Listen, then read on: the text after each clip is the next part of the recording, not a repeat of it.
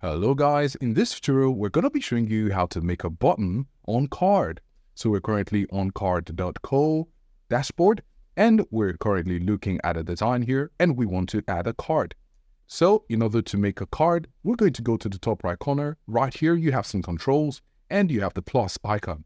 Now this plus icon here is to add an element. We're going to click on it and here you can see some options. We're going to go to buttons and there you can see a button. However, there are more things we can do to this button to make it better. So we're going to go to the left sidebar and scroll up. Now the label of the button, the URL and the color can be edited.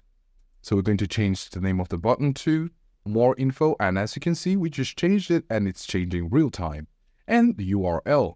In order to make this button work, we need to put in a URL in this format. You have the HTTPS, the domain, the extension, and or the path. So we're just going to add a website here. We've just added youtube.com. So you want to take note that you have to write the website in full like this. Or if you have some other website types, you can come over here and you can see allowed URL types. So when you click on it, you're going to see the allowed URL types and we use the first version. Now these are the other methods you could use. However, we have this one here and we're going to come over to the color and we could make this color blue. We could change the color to purple like this. And then we're going to click on done.